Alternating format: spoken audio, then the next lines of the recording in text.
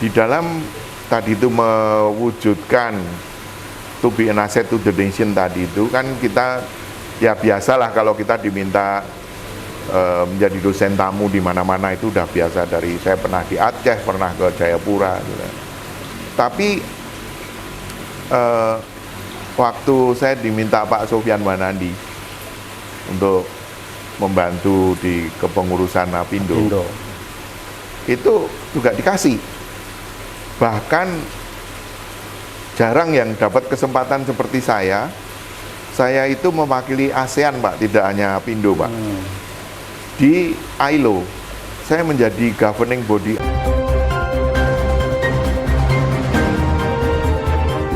Welcome to your channel, Cross Cultural Institute, berdiri tegak di tengah. Assalamualaikum warahmatullahi wabarakatuh. Bismillah, alhamdulillah. Senang sekali saya bisa kembali bertemu di channel Anda, berdiri tegak di tengah. Senang sekali di sore yang cerah ini saya bertamu kepada seorang pakar, seorang tokoh, seorang seniman yang malang melintang di dunianya. Dan hari ini saya ingin memperkenalkan Anda kepada beliau, Bapak Sri Martono. Selamat sore, Pak. Selamat sore. Apa kabar? Sehat-sehat selalu. Terima kasih. Senang sekali. Iya. Baik, Pak, saya ingin menggali ilmu Bapak, wawasan Bapak, pengalaman Bapak. Barangkali ini sangat bermanfaat untuk audiens kita, terutama yang berkaitan dengan sumber daya manusia. Oke. Dan memang itu passion Bapak di situ. Dan ini sangat berharga sekali.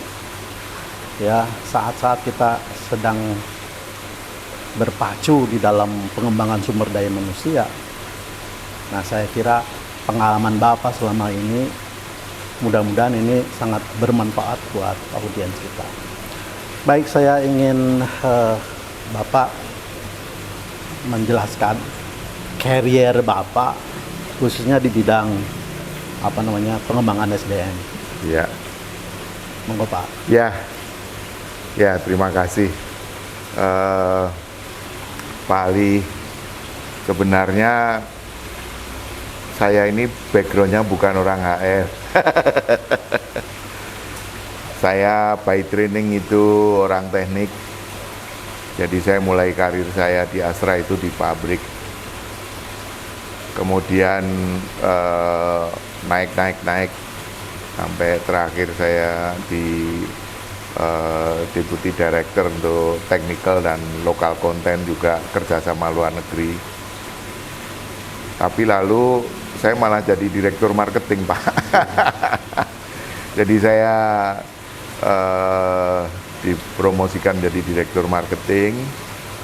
Nah, tapi tidak lama karena kemudian ada perubahan organisasi besar dan saya diminta pegang HR. Padahal pada waktu itu saya merasa sedang enjoy gitu ya menjadi direktur marketing. Dan kalau dari sisi performance menurut prestir saya itu penjualan kami dulu the highest ever gitu. Bahkan sekarang pun nggak nutut yang dulu. Nah, tapi saya diminta untuk pegang HR dan saya bertanya-tanya saya salah apa gitu ya. Kok saya diminta jadi. Nah, tapi rupanya memang ini semacam panggilan ya. Jadi Pak Teddy Rahmat manggil saya ke Astra Pusat dan dijelaskan apa maksudnya, dan ternyata saya mendapat tugas yang mungkin pada waktu itu saya nggak kepikir, hanya saya gitu aja, tapi ternyata susah. Yaitu create leaders. Jadi create leaders. Okay. Ya.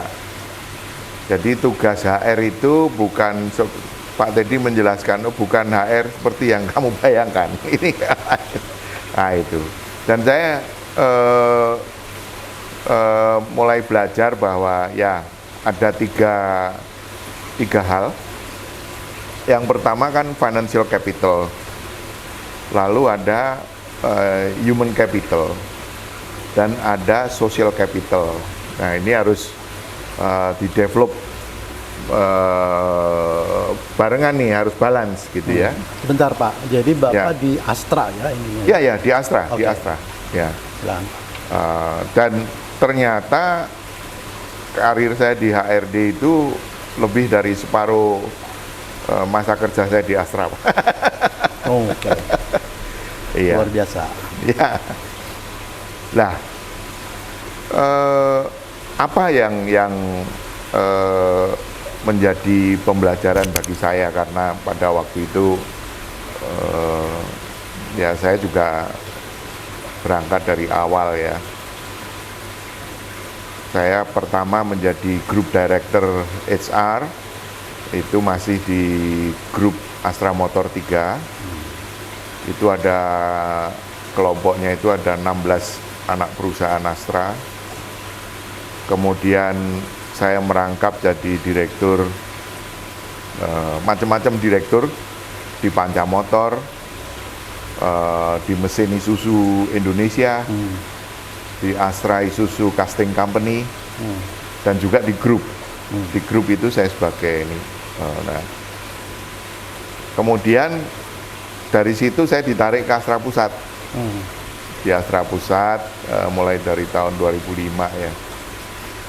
Nah, itu juga saya makin mengerti, oh ternyata menjadi HRD itu sebetulnya menjadi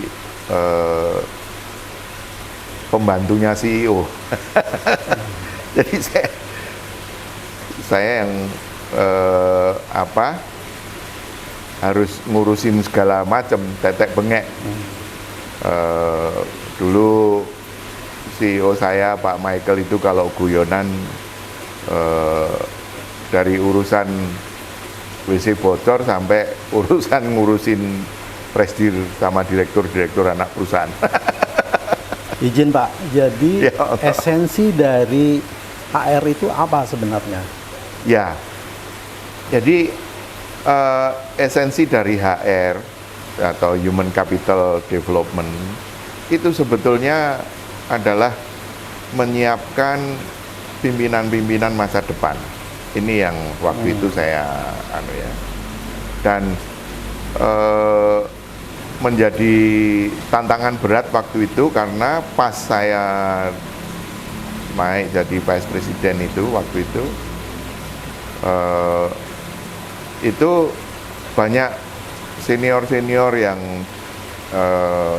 kalau zaman dulu tuh kita punya, Pak Teddy itu punya talent, pool of talent yang disebut Team Manufacturing Astra, karena Pak Teddy pengen bangun industri otomotif. Nah, itu udah pada mau pensiun yang di atas saya ini. Wah, saya bingung juga. Dan pada waktu saya ke Astra itu juga bersamaan dengan Astra itu baru saja terbebas dari utang, jadi sudah debt free, kemudian profitnya besar dan harus tumbuh gitu. Mau tumbuh, masuk ke berbagai bisnis baru gitu ya, butuh orang. Nah, saya harus balapan itu. Ya tentu bisnis itu larinya lebih kenceng daripada kita menyiapkan calon pimpinannya. Tapi saya harus cari akal, dan bersyukur pada waktu itu saya bisa mulai Astra Development Center yang batch pertama itu tahun 2006. Jadi Astra itu sudah punya AMDI, ya, sudah terstruktur sekali. Tapi untuk menyiapkan para calon direktur pada waktu itu yang saya kejar, karena pasti akan banyak perusahaan baru. Sebentar Pak, jadi yang konvensional itu HRD itu sebenarnya menyiapkan orang supaya bisa bekerja. Ya. efektif dan efisien. Iya. Nah, sementara Bapak itu sebenarnya menyiapkan pimpinan. Iya. Wah, ini luar biasa ya. Calon pimpinan. Jadi saya melihat betapa pentingnya pimpinan di sebuah perusahaan. Ya, Ya. di atas rata-rata orang yang bisa bekerja efektif dan efisien. Ya. Ya. Kuncinya apa itu, Pak? Nah, kuncinya yang harus ditanamkan adalah value, Pak. Value, dan ini sesuatu yang nggak boleh berhenti ya. Ya pada waktu itu kebetulan Astra itu kan perusahaannya besar. Saya dibantu kan karena saya di corporate itu mengkoordinir semua anak perusahaan. Jadi ada mungkin 32 direktur HR di anak-anak perusahaan itu yang harus kami koordinasikan. Dan saya dibantu oleh ada 7 general manager di bawah saya. Dan itu yang ngurusin day-to-day HR, tapi ada satu partner saya yang ngurusin ke depan gitu ya. Oh, Yang menyiapkan visi. ya, jadi saya diminta untuk pertama itu merejuvenasi value-nya Astra, Catur Dharma, yang sudah berhasil membawa Astra sekian puluh tahun, waktu itu 50 tahun. Apakah masih bisa membawa Astra ke depan 100 tahun, 1000 tahun ke depan? Dan saya kumpulkan itu senior-senior sampai ke talent-talent yang anak muda istilah kami dulu ya. Sekarang udah pada jadi semua itu. Karena yang sekarang duduk di paling atas itu udah alumni batch pertama dari development center kami. Semua udah duduk semua. Nah, pada waktu itu ternyata Catur Dharma itu masih oke. Hanya prakteknya perlu disesuaikan dengan seperti strategi bisnisnya, itu relevansinya harus disesuaikan dengan kebutuhan pada waktu itu. Nah, ya nggak mudah karena seorang pimpinan Astra itu, dan kalau mungkin orang luar melihat itu kayak mirip semua karena memang kita cetak gitu ya. Pak, kan Astra relasinya ke Jepang ya, Pak ya? Ya, banyak partner dari Jepang, terutama di bidang otomotif, alat berat, tapi juga kita berpartner juga tidak hanya dengan Jepang, Pak, dari Eropa juga ada. Dan pada waktu itu kepemilikan Astra itu sudah Jardine, Pak, majoritinya Jardine. Itu perusahaan yang berbasis di Hong Kong, perusahaan Scotland. Nah, ya, menarik sekali karena ternyata mungkin kalau Bapak bisa ini ya, waktu saya jadi direktur marketing itu kan saya sering diinterview, masuk koran, masuk ini. Ada peluncuran produk baru, kita pameran mesti ada SPG kayaknya happy gitu ya. Maksud saya apa, relasi dengan overseas partner itu bagaimana pengaruhnya kepada value development di internal? Itu persis sekali. Jadi gini, ternyata kalau kita berpartner kan ada Toyota, ada Daihatsu, tapi kita juga ada Peugeot, ada BMW, ya. Kemudian pemegang saham paling besar kita orang Scotland, gitu kan. Kemudian masih ada pemegang saham lain yang dari Amerika, dari mana. Kalau kita cari benang merahnya, ternyata sama, Pak. Jadi kami dulu punya Catur Dharma itu ada 4. Nah, ketika kita ngomong dengan Toyota, saya cuma punya 3, dia bilang gitu. Tapi ternyata ini bisa ketemu, Pak. Begitu juga dengan Honda, dengan ini. Jadi kalau dicari perbedaannya nggak ketemu. Tapi kan tujuan kita ini kan kayak orang berumah tangga, kita kawin, ya kan, dalam bisnis, ya harus ada apa titik temu dari nilai-nilai itu, dan ya chemistry-nya harus ketemu, dan apa itu menjadi seorang pemimpin itu kan harus bisa dipercaya oleh pemegang saham, dipercaya oleh pimpinan yang lebih tinggi, tapi lebih penting lagi dipercaya oleh semua orang yang menggerakkan perusahaan ini gitu kan, bawahannya gitu. Nah itu pimpinan-pimpinan di Astra itu harus punya komitmen yang tinggi, kemudian juga harus involve. Nah ini kalau tidak menguasai sama sekali teknis ya nggak bisa involve juga kan, jadi itu harus dipersiapkan semua, lalu harus bisa menjadi role model. Nah, jadi kita menjadi role model bukan hanya dalam pekerjaan, tapi juga perilakunya. Bagaimana ngadepin vendor, supplier, bagaimana ngadepin customer. Ini semua harus bisa, ya itu menarik. Challenge-nya di situ saya rasa Pak. Dan itu terus berubah ya. Terus. Seiring dengan dinamika. Ya, dinamis. Dinamis ya. Nah, kembali ke ini tadi perjalanannya Pak, saya pensiun dari Astra setelah diperpanjang 11 kali Pak, jadi umur 66 saya baru dilepas. Ini kalau di perguruan tinggi profesor itu Pak. 66 tahun. Iya. Mengenai kepemimpinan tadi ya di bidang KHR-an. Itu ternyata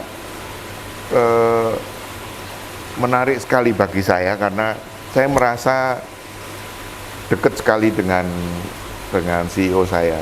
Tidak hanya, jadi pekerjaannya tadi tidak hanya bidang HR ini meliputi juga strategic planning Pak. Jadi kalau ada rapim, ada apa, kami yang memfasilitasi. Review, kami yang memfasilitasi. Jadi bayangkan Astra itu pada waktu saya pensiun ada 200 lebih anak perusahaan. Tapi yang kita review itu mungkin hanya sekitar 32 tadi itu. Yang direct ya, yang gede-gede. Itu dalam waktu 2 hari itu harus selesai. Jadi setiap orang dipanggil itu presidir anak perusahaan ditemenin sama direksinya gitu. Itu mungkin dikasih waktu setengah jam aja untuk menceritakan. Nah, kalau sistemnya nggak jalan Pak, nggak bisa. Jadi semua itu pakai sistem. Dan ini kebetulan kami banyak belajar dari saudara tua dari Toyota, dari Jepang ya, dan ya bagus sekali lah. Itu tertata, kita bikin tertata. Ini menurut saya banyak perusahaan yang besar-besar, kenapa kok tidak sesukses Astra? Karena mungkin tidak konsisten.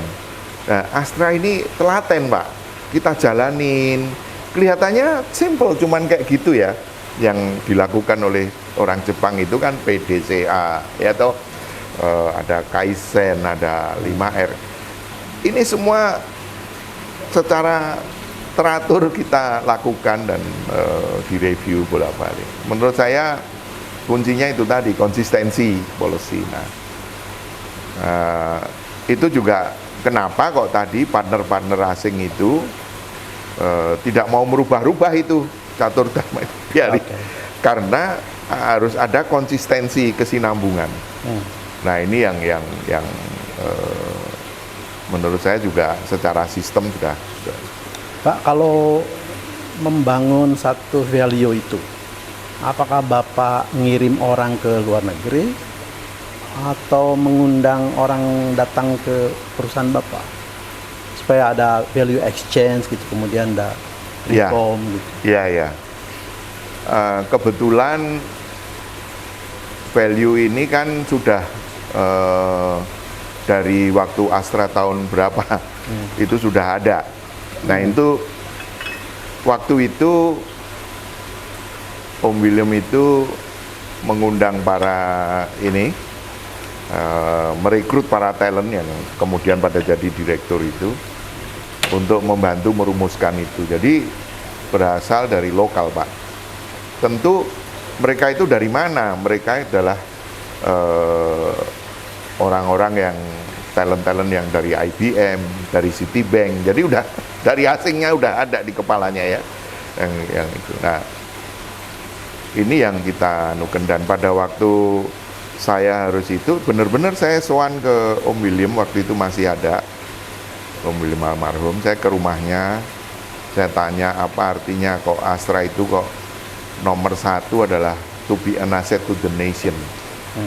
Jadi udah wawasan kebangsaannya ini. Udah. Ya itu saya sampai menggali itu. Jadi menurut saya sekalipun kepemilikannya sudah bukan dari kan udah majority aja udah asing. Tapi mereka tetap mempercayakan itu ke kita. Dan ini yang harus kita pegang. Iya, karena kalau tidak ya kan kita kan tidak hanya dagang, tapi kan mau membangun industri. Nah, jadi itu komitmen juga itu.